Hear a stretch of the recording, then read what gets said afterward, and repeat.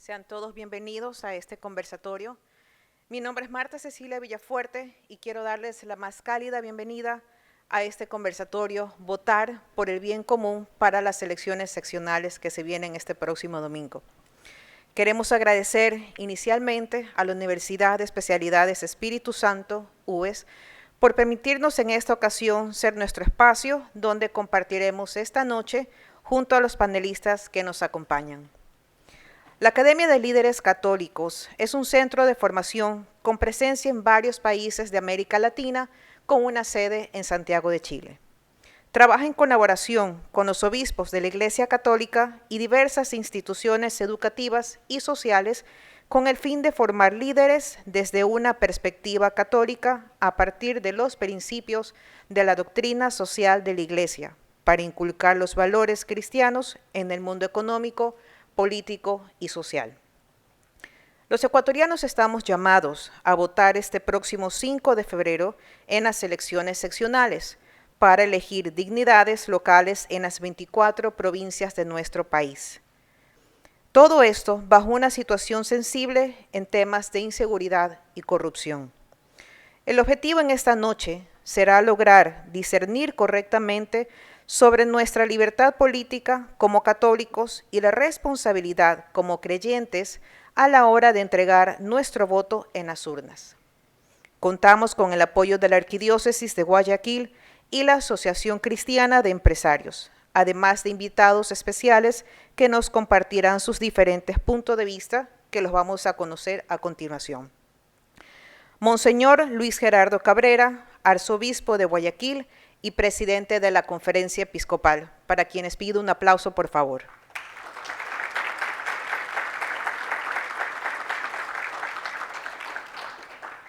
Ingeniero Francisco Jarrín, presidente de la Cámara de Industrias de Guayaquil.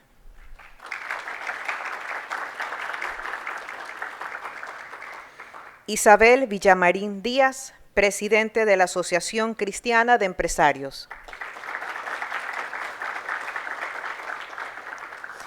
Abogado Héctor Yepes, director nacional de la Academia de Líderes Católicos de Ecuador y director de la Escuela de Gobierno de la UES.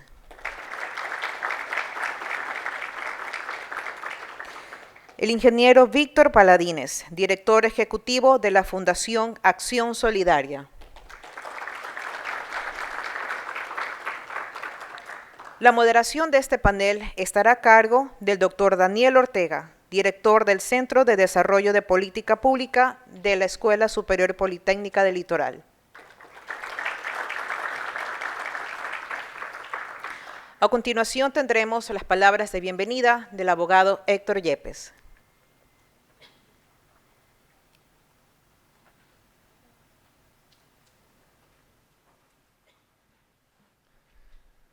Muchísimas gracias, Marta Cecilia. Para mí es un honor, como director nacional de la Academia de Líderes Católicos del Ecuador, que preside Monseñor Luis Gerardo Cabrera, darles la más cordial bienvenida el día de hoy, además en mi casa, que es la Universidad de Espíritu Santo, en la que además dirijo la Escuela de Gobierno. Muchas gracias por acompañarnos en esta noche. Quisiera, antes de empezar, contarles brevemente de qué se trata esta Academia de Líderes Católicos en el Ecuador. La Academia, como ya anticipaba Marta Cecilia, en Ecuador es parte de una red regional, la Academia Latinoamericana de Líderes Católicos, que tiene como objetivo formar líderes desde los principios y valores de la doctrina social de la Iglesia. La Academia nace en Chile hace unos 7 años y luego, por pedido del Papa Francisco, se expande en varios países. De hecho, yo tuve el gusto de estar hace pocos meses en un diplomado de la Academia que se impartió en la Universidad Católica de América, en Washington, donde ya tiene presencia la Academia y sobre todo trabaja de cerca con la comunidad latina de los Estados Unidos, está presente en casi todos los países latinoamericanos y por supuesto también en Brasil, nuestro hermano país gigante del sur. ¿Por qué es importante formar líderes desde la doctrina social de la Iglesia? Parece que contestar una pregunta anterior. ¿Qué es la doctrina social de la Iglesia y para qué sirve? Diríamos. La doctrina social de la Iglesia no es otra cosa que reconocer que la fe cristiana tiene consecuencias sociales en la práctica. Algunos han querido malinterpretar que Jesús era simplemente un revolucionario político, un reformador social, y por supuesto Jesús era mucho más que eso. Pero tampoco se puede dudar que si alguien vive su fe cristiana, que consiste en resumen en amar a Dios y al prójimo, eso tiene una consecuencia social.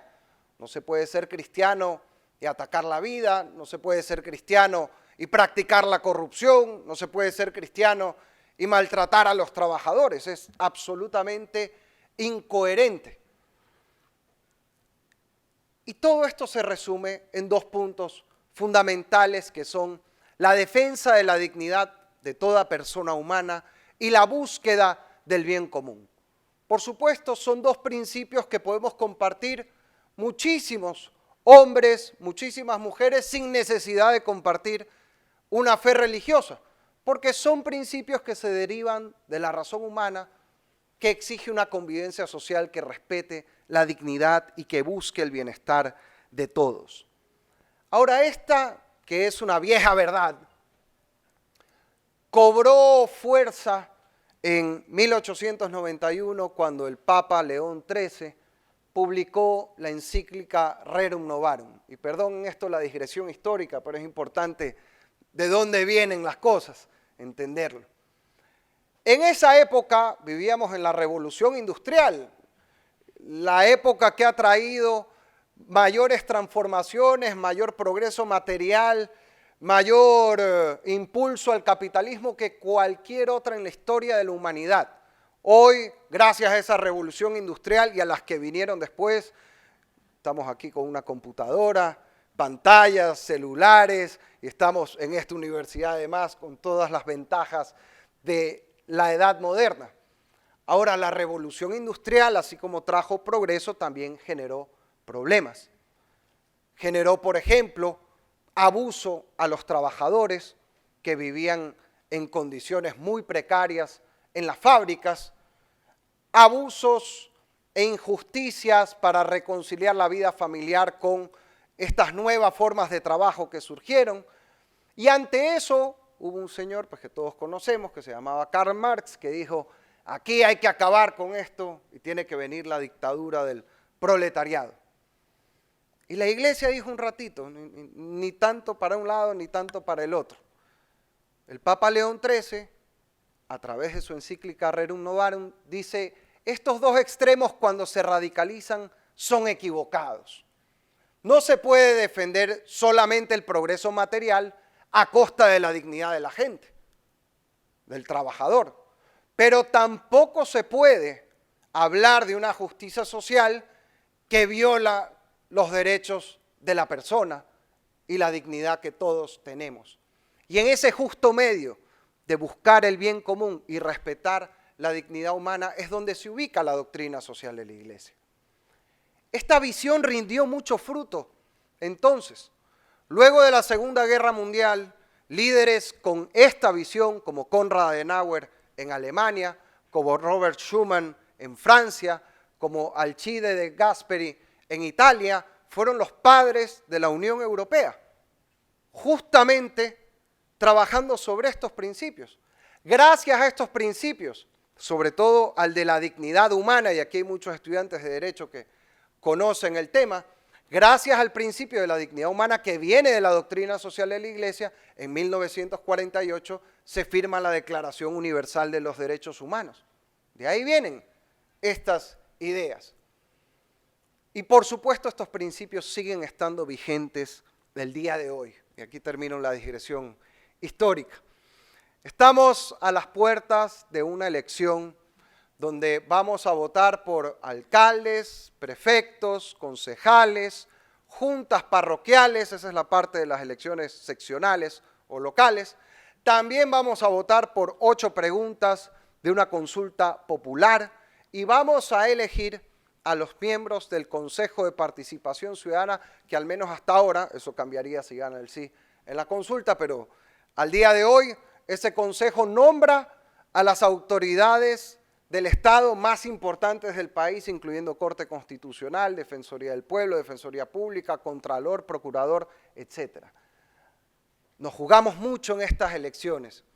Déjenme ponerles un ejemplo doméstico. Hay un viejo dicho que dice que el hombre propone y la mujer dispone. No sé qué tanto sea así aquí, a veces mi esposa propone y dispone a la vez. Pero más allá de bromas, yo quisiera traer un paralelismo sobre qué pasa en una elección. Los partidos políticos son los que proponen, pero somos los ciudadanos los que disponemos. Somos los ciudadanos los que tenemos la última palabra. Y ese voto hay que utilizarlo a conciencia y de manera responsable. Y para ir a las urnas no basta ir solo como robots, hay que ir en base a principios. No se puede simplemente mirar a otro lado mientras Ecuador se hunde en una ola de violencia sin precedentes, mientras gran parte de la política está sumida en la corrupción, mientras muchas madres no pueden alimentar a sus hijos y muchos niños no pueden ir a la escuela producto de injusticias que se vienen arrastrando desde hace tiempo. Lo que buscamos desde la Academia de Líderes Católicos es justamente promover valores que más allá de cualquier fe religiosa podemos compartir muchas personas de buena voluntad para transformar el Ecuador. La única batalla perdida es la que no se lucha. Y yo quiero pensar que la gran mayoría de los que estamos aquí y de los que estamos en el Ecuador queremos arrimar el hombro para construir una sociedad libre, una sociedad justa y una sociedad donde sobre todo recuperemos el mayor bien que nos han robado, que es el derecho elemental a vivir en paz. Muchísimas gracias.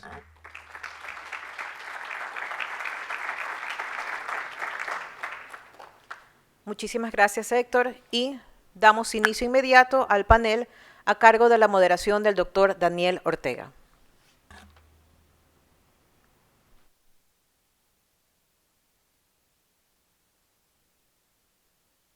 Bueno, muy buenas noches con todos. Muchas gracias, Martita, y gracias a Héctor. Creo que nos deja un escenario muy bien dibujado. Retomo de Héctor y su intervención un primer momento para comentarles a ustedes cómo va a ser esto. Si este es un diálogo lo más distendido que podamos hacer, con el respeto, por supuesto, que este panel tan digno se merece, para tratar de que en un primer momento nos planteen ciertas reflexiones de cómo buscar esa dignidad y el bien común que Héctor nos deja como un horizonte de lo que desde la academia queremos construir o aportar. Vamos a realizar un conjunto de preguntas a cada uno de los panelistas y después pasamos a ustedes también para que de lo que puedan escuchar de sus intervenciones o sus propias preocupaciones del momento que vive la sociedad y el momento electoral que nos confronte, también las podamos plantear. ¿Sí? Estamos tratando de salir de los formatos muy acartonados y más bien concentrarnos en espacios donde la política pase por esa participación directa. Entonces, con esa breve introducción de la dinámica del día, quiero permitirme, monseñor, tal vez comenzar con usted, si me permite, en esa lógica de buscar dignidad y bien común, entendiendo el momento crítico que vive nuestro país en temas de seguridad, en temas de corrupción, en la debilidad de nuestro sistema democrático, o bien inclusive de organizarnos o de reconocernos responsables de nuestro accionar. Monseñor, ¿usted cuáles pensaría que deben ser la perspectiva que debe tener el católico aproximándose a estas elecciones seccionales y qué criterios deberían guiar el voto de los que hoy nos acompañan? Muchísimas gracias. La perspectiva, el punto de vista, desde donde uno se acerca a la realidad. Bueno, yo quiero recalcar lo que ya nuestro hermano y amigo Héctor ha dicho, pues hay dos fuentes, diríamos. La primera que llamamos desde el Evangelio, que es la buena noticia. Es buena porque ayuda a que las personas vivamos mejor. Y es nuevo porque hay una novedad. Por eso es noticia, algo que no se ha escuchado. ¿Y dónde está lo bueno y lo nuevo, digamos, aquí del Evangelio, hablando del campo político? Es justamente ver dos temas, el poder y la ley, y aprovecho que aquí están los estudiantes de Derecho, justamente, que son los temas principales, ¿no? El poder. El poder, Jesús lo analiza y hay una crítica muy fuerte, tanto en el Evangelio de Mateo como de Lucas. Parecerá extraño, pero hay una crítica que hace al poder. Y él dice, miren, los jefes de este mundo, cómo dominan. Y Lucas añade, y se hacen llamar benefactores. Y concluye, no así entre ustedes. El que quiera ser el primero sea el último. El que quiera ser el mayor sea el menor. Y se pone él como referencia, no he venido a ser servido, sino a servir. Entonces aquí hay un cambio radical. El poder no visto como dominio, como imposición, como un espacio para aprovecharme del otro, obtener a lo mejor prestigio o beneficio, sino el poder como una forma de servir, de ayudar a crecer, a ser mejores. Ahí está la novedad, el poder. Después del tema de la ley, ustedes como estudian derecho romano, la lex, ¿no? Lex, que la ley que debe estar al servicio de los derechos, de ius, cambia radicalmente. Bueno, seguramente ustedes distinguen perfectamente el derecho y la ley. Quizás a veces en la práctica, los que no estamos muy instruidos, confundimos. Decimos, estudio derecho, ah, qué bueno. Estudio leyes, ah, muy bien. Y parece que fuera lo mismo, pero ustedes tienen la distinción bien clara, que una cosa es la lex y otra cosa el ius. El ius son los derechos. Entonces, la ley al servicio de los derechos del ser humano. Esa es la novedad. No es el hombre para el sábado, sino el sábado para el hombre. Y ahí está la novedad. Fíjense, una sociedad que el hombre, o el ser humano, bueno, hombre en sentido universal, donde está varón y mujer, ¿no? Para no confundirnos, ¿no? Entonces estaba al servicio de las leyes. Habían 613 leyes que tenían que conocerlas de memoria y practicarlas pues al pie de la letra. Bueno, aquí en Ecuador con la Constitución y las leyes y los reglamentos, yo creo que somos campeones también en eso, ¿verdad? Entonces, en ese contexto, Jesús viene a decir que la ley es al servicio del ser humano. Y digo, esa es la novedad, por eso es algo bueno. Y por eso es la necesidad de que ustedes, que están preparándose para eso, hagan leyes justas, leyes buenas, leyes que estén al servicio del ser humano, y no leyes que lo destruyan, que lo aplasten, que lo acaben. Fíjense, yo creo que esa es la gran responsabilidad desde el Evangelio. Luego la otra fuente también lo ha citado en la doctrina social de la Iglesia. Y aquí aparece siempre lo que son valores y principios. Y hay tres valores fundamentales. El valor de la verdad. La verdad. Y aquí es una universidad que tiene que apostar por la verdad. Lógicamente está muy cuestionada. Se habla de la posverdad. Y la verdad reducida al campo puramente subjetivo. Pero qué curioso, fíjense, si ustedes van a ser jueces, una de las tareas del juez es llegar a la verdad, de la forma más posible, para en base a esa verdad sentenciar. Porque si cada quien tiene la verdad, imagínense cuántas sentencias habrían. Ese problema es serio. Entonces el tema de la verdad, el tema de la libertad para pensar, para decir, la libertad para tomar grandes decisiones. Entonces eso es uno de los grandes valores que tenemos que defenderlos, ¿no? Y finalmente el tema de la justicia, volvemos al Dios, la justicia, los derechos del ser humano. Eso como los grandes valores que aparecen en la doctrina social de la Iglesia. Y bueno, y entre los principios hay muchísimos, yo voy a decir algunos de ellos nada más por el tiempo. Ya lo mencionó, el principio de la dignidad humana, la persona en el centro de todo. O sea, no hay que olvidarse que las instituciones y los estados son creaciones del ser humano. Y si las instituciones no funcionan, hay que cambiarlas nomás, pues. Y si los estados no funcionan, hay que buscar otros, porque son creaciones nuestras, de los seres humanos, a través de consensos. Esa es la historia. Ustedes seguramente estudiarán desde cuándo comienzan los estados a tener, pues, identidad y todo lo demás, ¿no? Entonces yo creo que el ser humano está al centro. Después, otro principio, la vida en todas sus dimensiones. El gran problema es que a veces vemos la vida en una sola dirección y lo absolutizamos. La vida en todas las relaciones consigo mismo, con los demás, con la naturaleza y con la trascendencia. Porque es un derecho que hay que conocerlo. Ahí vienen todos esos famosos 5 verbos, ¿no? De reconocer, respetar, ¿qué más es? Garantizar, promover. No, falta un verbo por ahí que ustedes lo conocen mejor que yo, ¿verdad? La persona, un principio. Después, otro principio de la subsidiariedad, esa relación entre Estado y sociedad civil, donde el Estado tiene que respetar la autonomía de las organizaciones civiles. Y no se puede pretender que el Estado asuma todo. Estaríamos ya en un totalitarismo. Entonces, entramos, por ejemplo, a este tema, un principio fundamental de la subsidiariedad, otro principio, la solidaridad, y así hay muchos principios. Entonces, resumiendo, ¿no? Un poco desde dónde tenemos que ver la perspectiva, digo, fundamentalmente desde el Evangelio y la doctrina social de la Iglesia. Entonces, mi posición es simplemente recordar esos grandes principios, esos grandes valores que nos encaminan hacia el bien común.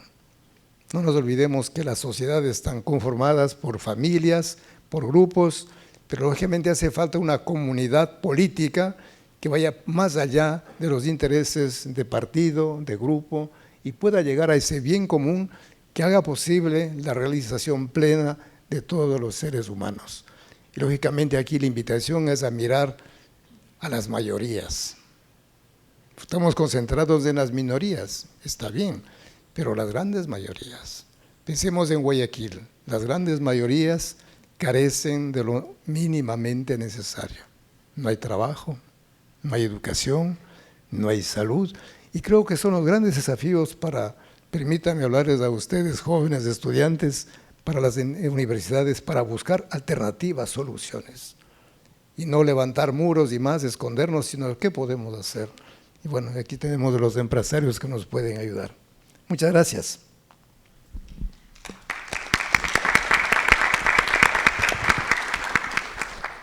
Muchísimas gracias, Monseñor. Creo que el mensaje es muy claro, ¿no? De la funcionalidad, la inspiración que se genera del Evangelio y la doctrina social para buscar ese bien común que introducíamos, que busca también aportar esta academia y que esperamos pues, nos pueda poder contribuir a aquellos que más necesitan. Antes de pasar a la siguiente pregunta, hemos invitado al presidente de las cámaras, a Francisco Carrión, para que nos comparta Francisco Jarrín, que nos comparte una presentación que ha preparado para nosotros, donde profundiza más en el concepto del bien común. Por favor, Francisco. Gracias. Sí.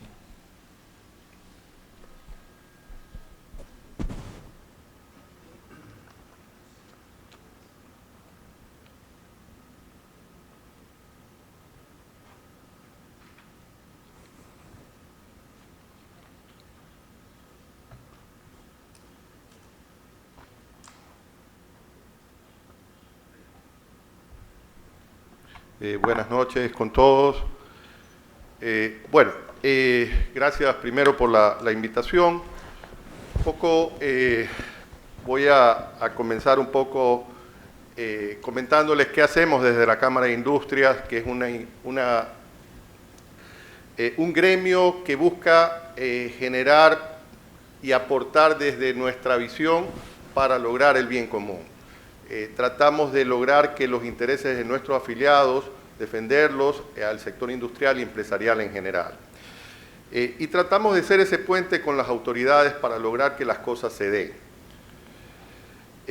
Un poco aquí, dentro de la Cámara tenemos 30 grupos seccionales y nuestros afiliados registran ventas anuales de 11.800 millones, que es cerca del 11% de las ventas de la economía no petrolera del país. Promovemos los negocios, hacemos ruedas de negocios, tenemos una feria y este año vamos a ir a una feria en Panamá llevando la industria del país. Pero bueno, ya entrando en lo que es la charla, yo quiero partir un poco del concepto que nos da del bien común la doctrina social de la Iglesia, que nos dice que es el conjunto de condiciones de la vida social que hacen posible a las asociaciones y a cada uno de sus miembros el logro más pleno y más fácil de la propia perfección. En otras palabras, ¿qué queremos como bien común? Queremos que todos los que formamos los distintos estamentos tengamos los distintos beneficios. La responsabilidad de edificar el bien común, ¿a quiénes compete? Compete a los particulares, pero también al Estado, porque el bien común es la razón de ser de la autoridad política. Esto también tomado de la doctrina social de la Iglesia.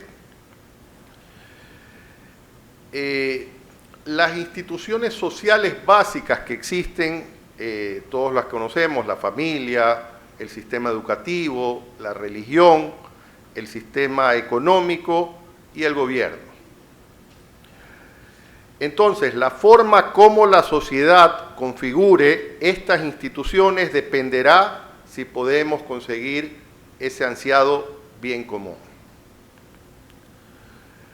He traído aquí un poco unas reflexiones de un libro que estoy leyendo que se llama ¿Por qué fracasan los países?, de dos economistas, Acemoglu y Robinson, que los autores de este libro centran y muestran evidencia que los países que escapan de la pobreza, cuando desarrollan un tipo de instituciones, cuando estas instituciones se orientan al bien común, contra otro tipo de instituciones que los alejan.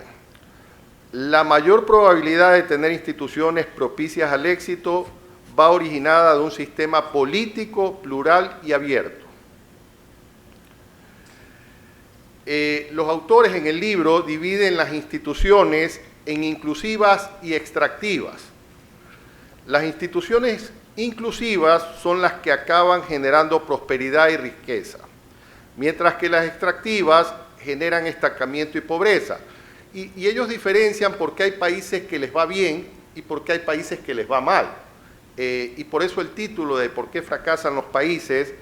Y esto va enfocado al origen del poder y la prosperidad y la pobreza que tienen ciertas naciones. Porque uno se pregunta por qué hay países que tienen desarrollo y hay otros países que estamos en vía de desarrollo.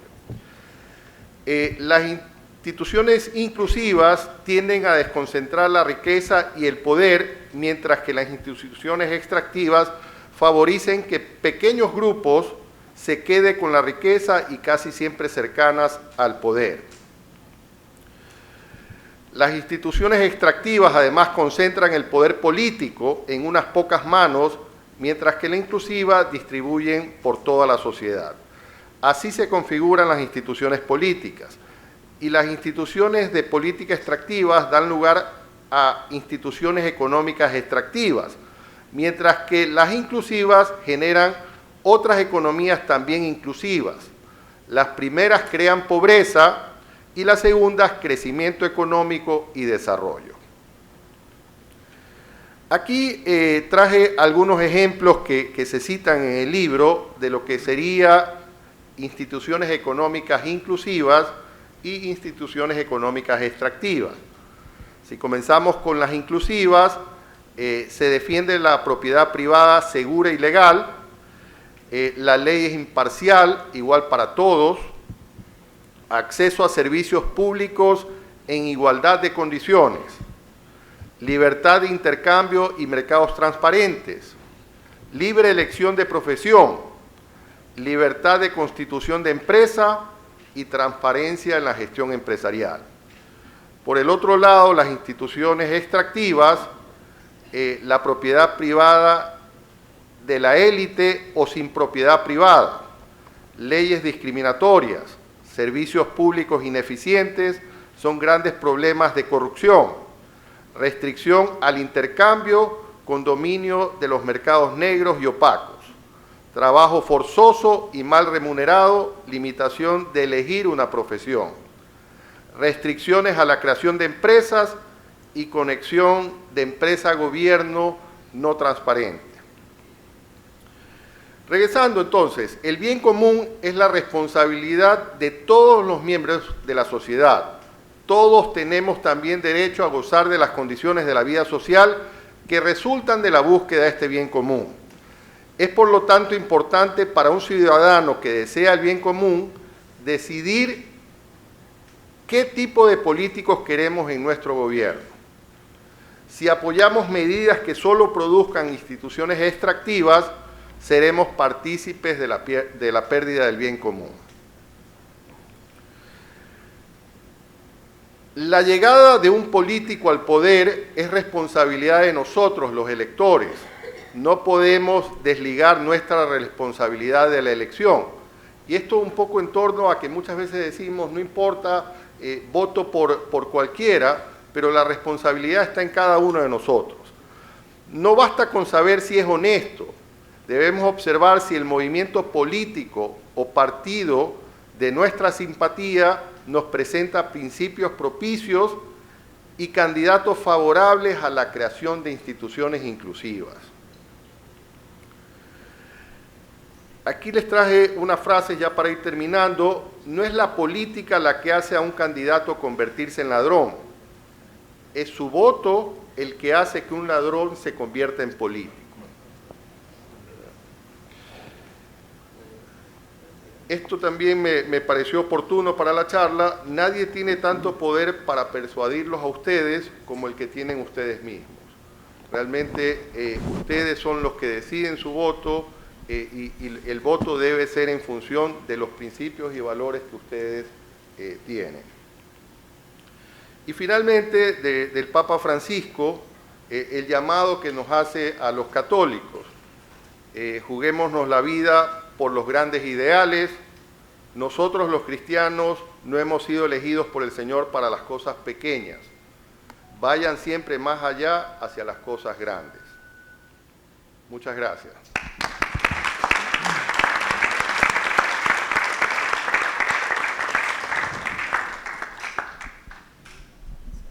Muchísimas gracias, Francisco, por esas palabras. Me gustaría retomar desde la idea que nos comparte del Papa Francisco. El Papa Francisco también nos dice que el futuro de la humanidad está fundamentalmente en la mano de los pueblos, en su capacidad de organizarse y también en sus manos.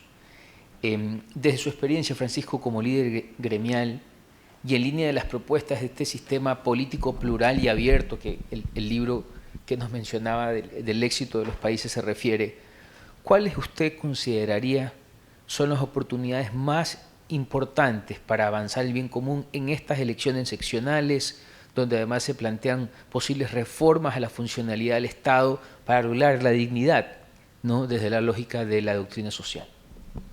Bueno, yo creo que lo importante es velar por candidatos que sumen y que no que resten. ¿A qué me refiero? Nosotros debemos buscar políticos que quieran trabajar en los grandes objetivos que tiene el país. ¿Cuáles son las grandes preocupaciones que tiene hoy el país? Si vemos las encuestas, la principal preocupación podrían estar entre temas de trabajo y temas de seguridad. Si por lo menos comenzamos a ponernos de acuerdo en los grandes temas que unen al país, nosotros venimos diciendo desde la Cámara de Industria que tenemos que comenzar a trabajar en lo que nos une más que en lo que nos puede separar. En estos grandes temas, nosotros hemos venido liderando desde la Cámara una iniciativa que se llama Inversión para la Reactivación del Ecuador, en la cual hemos dado un ejemplo que debería tomar la clase política de decir en los grandes temas, trabajemos para que no sea una posición de un gremio. ¿Qué hizo la Cámara de Industria? Invitó a gremios nacionales, invitó a la academia, invitó a la sociedad civil, invitó a diplomacia, a gente de opinión, para sentarnos en una mesa que la dirigió el Instituto de Economía Política, para que de estas reuniones, que fueron más de 6 y que participaron más de 72 actores, hacer un ejercicio precisamente de buscar cómo trabajábamos para generar un ambiente de inversión como un objetivo país y que en el corto plazo se puedan hacer las cosas. ¿Y por qué la inversión? Porque la inversión es la que permite, sea nacional o extranjera, que se logre generar nuevas oportunidades de empleo. ¿Y qué se logra con nuevas oportunidades de empleo? Se logra el bien común, porque la mejor forma de generar el bien común es generar oportunidades a la sociedad y a la población económicamente activa que hoy no tiene un empleo. Hay muchos estudiantes que salen de su carrera y no tienen dónde trabajar. Entonces, solo creciendo la economía y logrando más inversión van a haber oportunidades. En todo caso, no quiero alargarme en esto.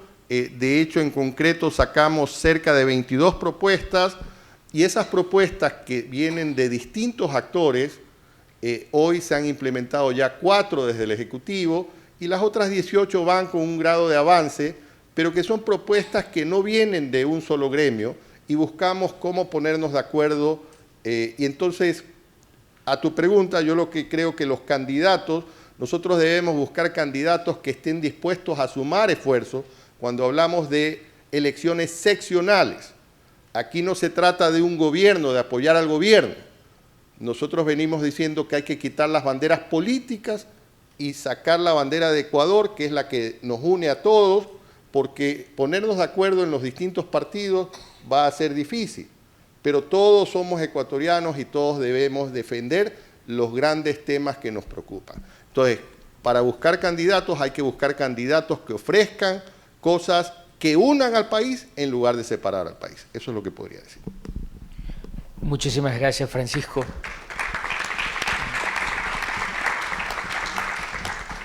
Nos quedamos con un importante mensaje, ¿no? Lo que debemos buscar, un importante ejemplo de las cámaras de poder construir esos puentes de diálogos, de facilitar consensos, que no es nada fácil a veces ponerse de acuerdo, inclusive dentro de gremios o con la academia o con otros sectores. Yo creo que esto nos deja algunos elementos que tenemos que seguir reflexionando desde la academia para la búsqueda y la construcción de este bien común. Quisiera retomar desde este punto y ahora dirigirme a usted, Isabel. Hay muchos cristianos que se preguntan qué tiene que ver la fe cristiana con el momento político que vive nuestra sociedad. Vemos lo que pasa, lo que sucede con los pobres, con los descartados, los desechables, como dice el Papa Francisco. Cuando a veces vemos problemas como los de seguridad que no podemos cambiar nosotros mismos, donde tal vez la vida no está en el centro, realmente el Estado no está siendo funcional a esa dignidad que nos planteaba Monseñor en su primer momento. ¿Es la política entonces tal vez la oportunidad de accionar para cambiar las cosas? ¿Tenemos conciencia política cuando nos preguntamos por qué y nos organizamos pasando a la acción política? Por eso tal vez, Isabel, me permito preguntarle si estamos tratando de aprender a votar, ¿no? Tal vez ese es un primer momento de acción política que debe asumir como responsabilidad el católico.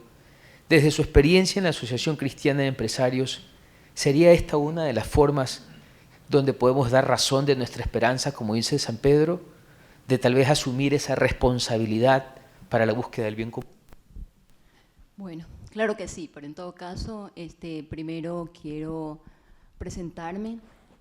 Soy la presidenta de la Asociación Cristiana de Empresarios, UNIAPAC Ecuador. UNIAPAC es una organización internacional que tiene más de 45.000 miembros y nosotros tenemos presencia aquí en el país desde hace más de 30 años. A diferencia de las otras asociaciones que hay, que no sé, pues, como la asociación que presentaba Francisco hace un momento, que decía nosotros pertenecemos a los gremios, nosotros no pertenecemos a ningún gremio y no defendemos ningún interés, no sé, pues el interés de los atuneros, de los industriales, de la pequeña industria. Lo que nosotros hacemos en ACE y tratamos, intentamos y hacemos todo lo posible por practicarlo es de poner a la persona en el centro y al bien común en el horizonte. ¿Para qué? Para lograr mejores días para nuestro país. Estamos viviendo uno de los momentos más difíciles porque este tema de la violencia realmente nos conmueve todo lo que pasa día a día.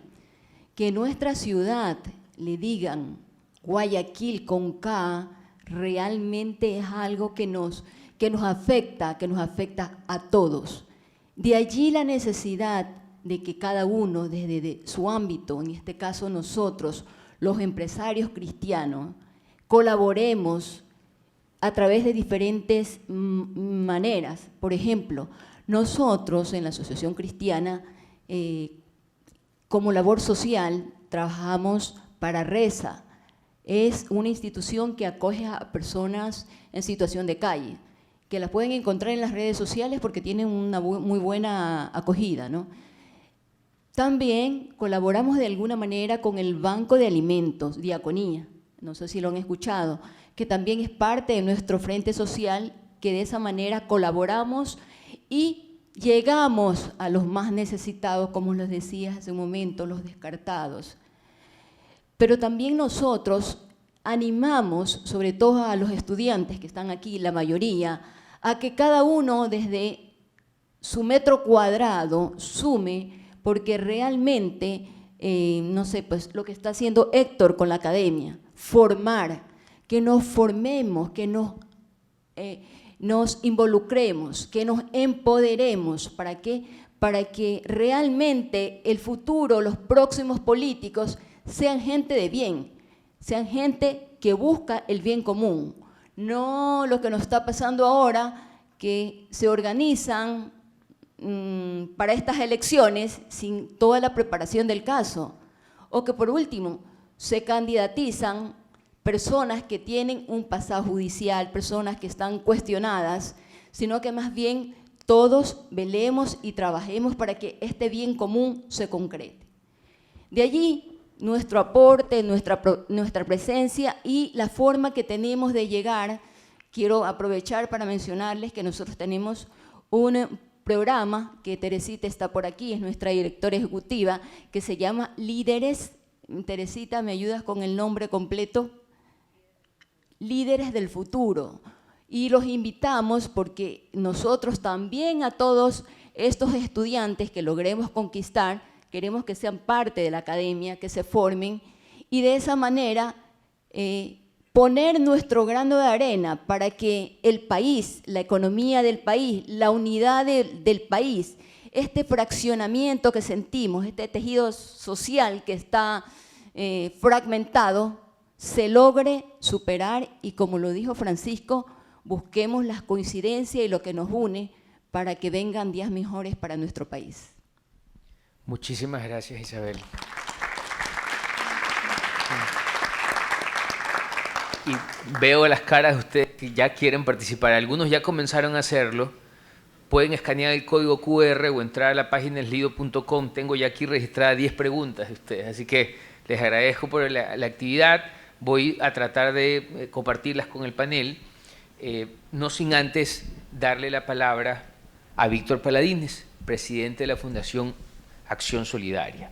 Monseñor Víctor, si me permites, nos hacía un hincapié muy importante en que la ley debe estar al servicio de los derechos del ser humano.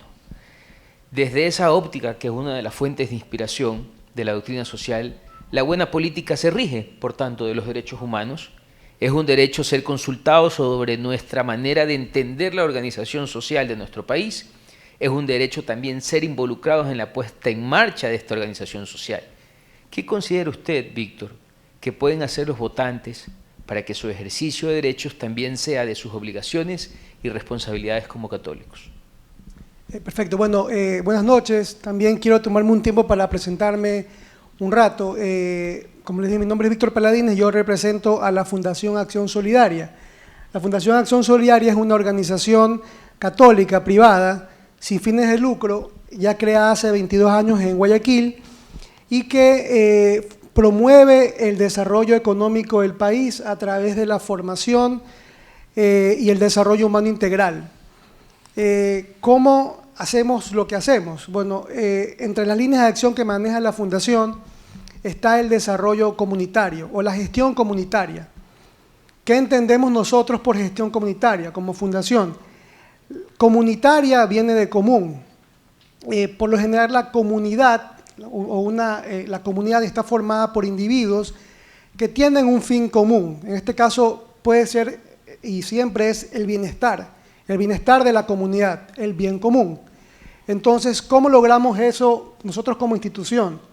Al integrarnos a una comunidad, integrarnos a un grupo humano, buscamos tratar de buscar espacios en común, el trabajo colaborativo, la formación de líderes, la escucha activa, la comunicación, la resolución de conflictos. Es hacerlos partícipes, a los participantes de la comunidad, de resolver sus problemas, de ser partícipes ellos también en las oportunidades que se identifican en la comunidad. Por experiencia, en el trabajo que tenemos ya hace 22 años y que en la cobertura que tiene la Fundación es en Guayaquil, Quito, Manta y Machala, por eso fue que justamente Héctor nos invitó, porque tratamos de, en la práctica, llevar la doctrina social de la Iglesia. ¿Cómo? Como les digo, a través de esta gestión comunitaria. Actualmente existe ese individualismo en las personas y tratar de desarrollar o cumplir sus objetivos individuales y no los particulares, dejando a un lado lo que es la centralidad misma del individuo, de querer el bienestar de todos. Entonces, nosotros como fundación nos convertimos en un puente de poder lograr que ese objetivo individual sea colectivo. ¿Cómo? A través de, como les comentaba, todas estas iniciativas que hacemos.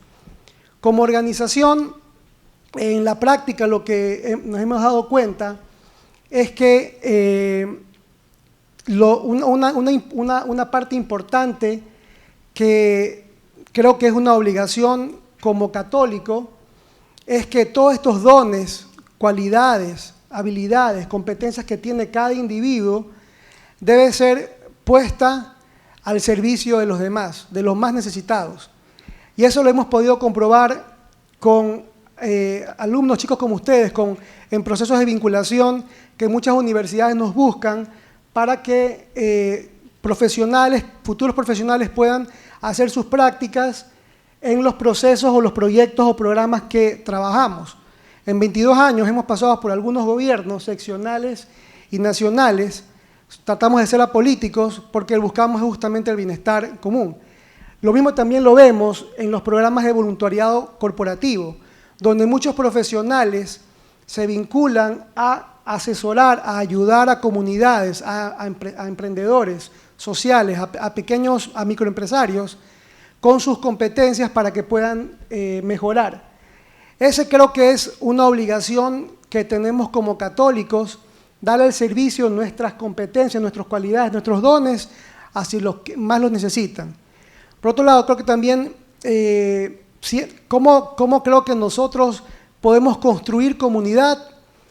Es a través de un voto consciente, es identificando estos líderes que piensan en el bien común, que piensan en construir comunidad, y el desafío es justamente poder impulsar o exigir como derecho que estos líderes busquen eso. Y nosotros como votantes identificar a esos líderes. Gracias. Muchísimas gracias, Víctor. Muy amable. Creo que Víctor nos deja un mensaje de esperanza. A veces no solo se radica nuestra capacidad de acción en un voto, sino tomar las riendas y transformar la sociedad. Desde esa perspectiva, Monseñor, voy a tomar unas preguntas del público y regreso a Héctor para unas conclusiones.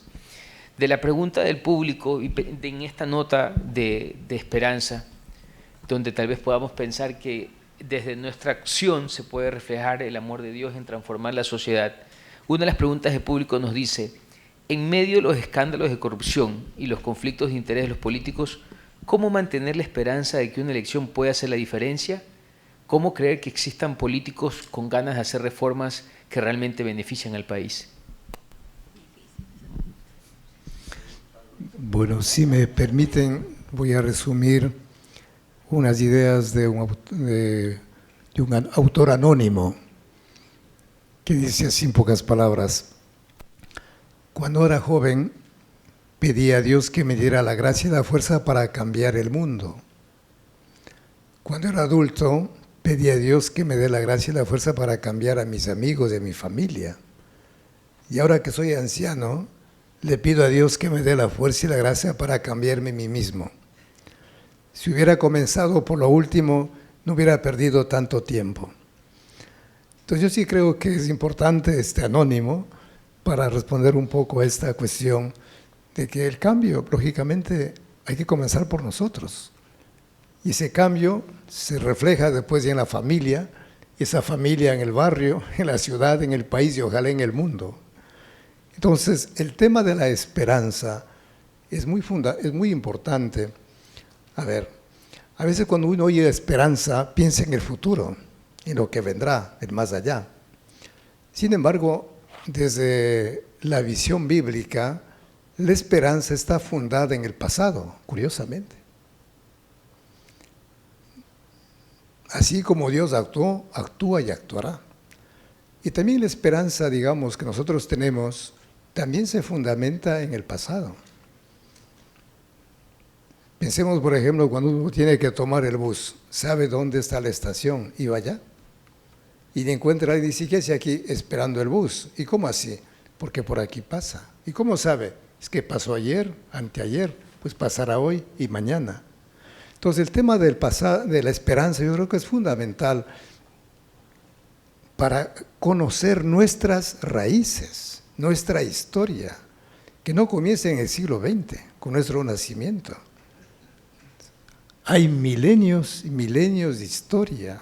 Entonces, conocer nuestras raíces y saber que los seres humanos, y voy a hablar de los ecuatorianos y hablar de los guayaquileños con todos los problemas que han vivido, de incendios, ¿de qué más? De invasiones. Y sin embargo ha sido un pueblo que siempre se ha levantado de las cenizas. Entonces hay una historia. Hace poco se celebró los 135 años de la Junta de Beneficencia, que fue la primera organización a nivel nacional y que tuvieron que pasar 5 años, se nos decía, para que recién apareciera un hospital público. O sea, el conocer nuestras raíces, el saber que Guayaquil, que Ecuador enfrentó las peores situaciones y salió adelante, eso nos hace hombres y mujeres de esperanza.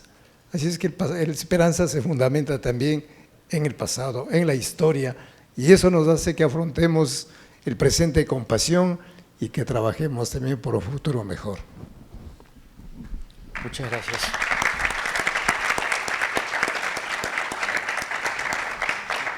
Muchas gracias, monseñor. Voy a tomar una pregunta más del público que creo que los 3 panelistas adicionales pueden responder tal vez de una manera muy sintética.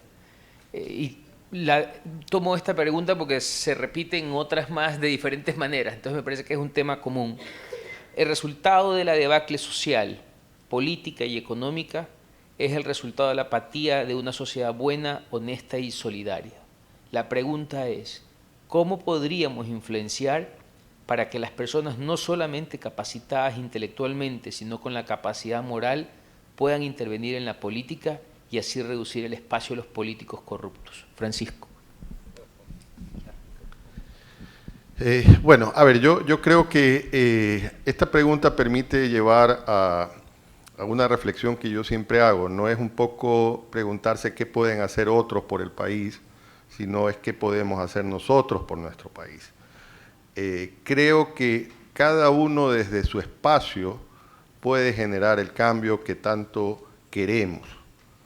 De hecho, yo creo que cuando comencemos a dejar de quejarnos y a sumar esfuerzos, porque todos podemos desde nuestro espacio sumar, y los grandes temas liderarlos la sociedad civil, porque realmente no son temas que tiene que salir del político, sino de esta sociedad civil que se vaya organizando y que marque la diferencia.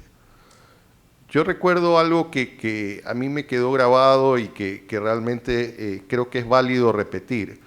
Por cualquier posición que uno pase en la vida, debe dejar una huella de su paso por esa posición. O sea, realmente no importa qué tan grande sea, pero si todos dejamos una huella positiva desde lo que hacemos, marcamos la diferencia. Y para terminar, quiero compartir una frase de la Madre Teresa que va en esta línea. Muchas veces sentimos, decía la Madre Teresa, hoy santa, que lo que hacemos es apenas una gota de agua. Pero si no hubiera esas gotas de agua, el mar no sería lo mismo. En todo caso, todos sumamos para que ese mar sea lo que queremos. Entonces los invito a buscar sumar en lugar de restar.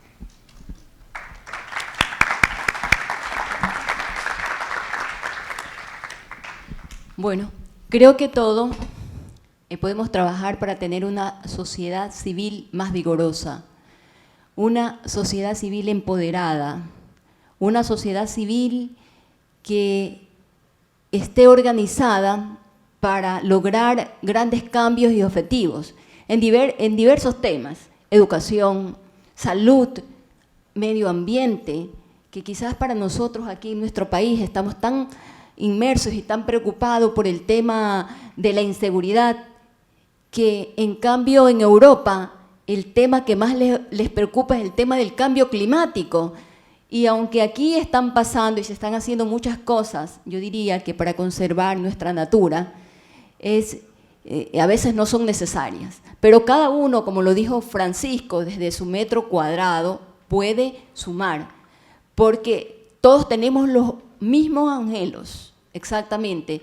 Queremos un país más ordenado, un país más seguro, un país más próspero. Así que todos podemos sumar. Nadie está limitado para que pueda decir, no, eso le corresponde a los empresarios, a los políticos, a los profesores, a la academia. Cada uno, desde sus posiciones, puede aportar con algo.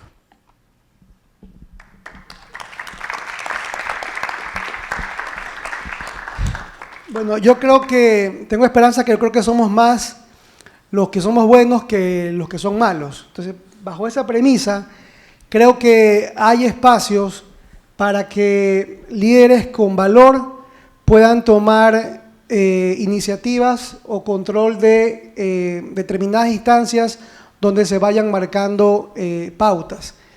Hay muchos ejemplos en el mundo de buenos líderes, orientados al servicio, que empezaron de la nada y llegaron a tener una incidencia muy fuerte. Hace unos días vi un documental de Martin Luther King.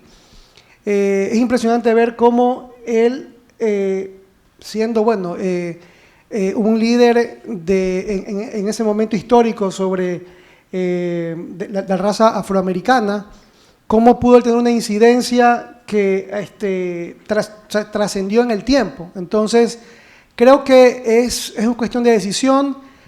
Como le digo, creo que hay espacios, somos más los buenos que los malos. Es cuestión, creo que, de decisión.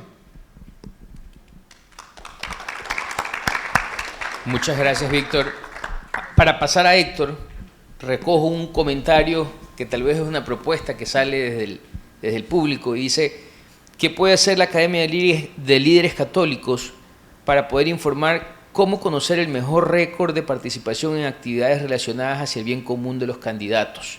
Si se puede generar tal vez un índice, algo que permita rankearlos. Ya nos pusieron trabajo. Entonces, con eso paso y además las conclusiones de Héctor. Muchas gracias.